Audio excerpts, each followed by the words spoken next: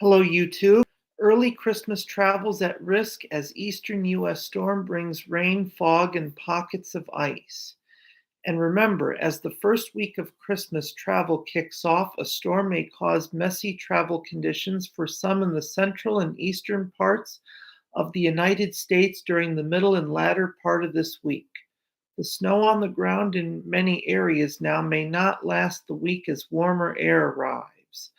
Hanukkah has started as universities conclude the fall semester, and many students and workers prepare to travel on roads and airports late this week into the weekend.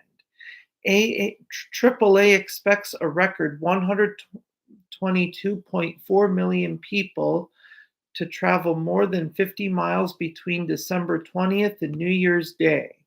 One of the new storms forecast to bring renewed flooding and major travel disruptions to western Washington and Oregon this week will roll across the U.S. as persistent Arctic air finally exits. In a rather unusual occurrence, the cold air will give it up rather easily. High pressure is forecast to exit off the mid Atlantic coast rather than linger over Atlantic Canada as warmer air makes it move. This setup will allow minimal resistance by the cold air with some exceptions. And as the warmer and moist air moves over cold ground and snow cover, areas of fog and drizzle may develop. Sometimes that moisture can freeze on untreated surfaces. This may be a problem in parts of the plains Monday night into Tuesday morning and the Great Lakes region Wednesday morning. The overall lack of widespread ice will be contingent on breezy to windy conditions ahead of the main storm. The wind will help to uproot the cold air, but in some cases, the wind can get strong enough to lead to airline delays. The stiff wind associated with the storm will also work against widespread dense fog. But where the wind is light, the air is moist, and the ground is cold, fog could be troublesome. However, pockets of cold may remain in portions of the Appalachians and New England, so as the leading edge of the storm's rain arrives.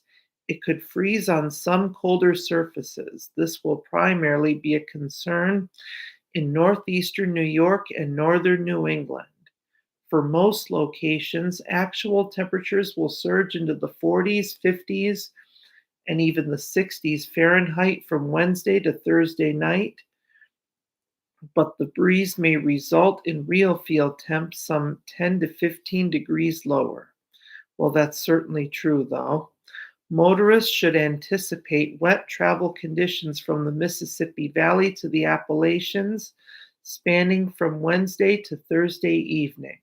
The rain will then spread to much of the Atlantic seaboard on Thursday night, and the combination of wet roads and runways and low visibility will lead to slick highways and airline delays. Where snow is piled up, street flooding is possible due to blocked storm drains as rain, melting snow, and rising temperatures boost runoff. A surge of cold air will sweep in behind the storm from the northern plains and Midwest on Friday and then the Northeast during Friday night and Saturday. Most roads will have a chance to dry off in the wake of the storm as colder air moves in, but there may be some exceptions, especially in the Midwest. A brief period of lake effect snow is expected to follow the storm from Thursday night to Friday night. Motorists may encounter difficult travel, especially in parts of Michigan, western and northern New York, and northwestern Pennsylvania as a result. Gusty winds may lead to airline delays in the Midwest and Northeast regions on Thursday and Friday. Moderate to major travel disruptions are anticipated from Washington to Northern California, Montana, Wyoming, Northern Colorado, and the Dakotas to end the week. Well, that's it for today. Thanks for watching. And remember, if you liked what you saw, click like or subscribe below.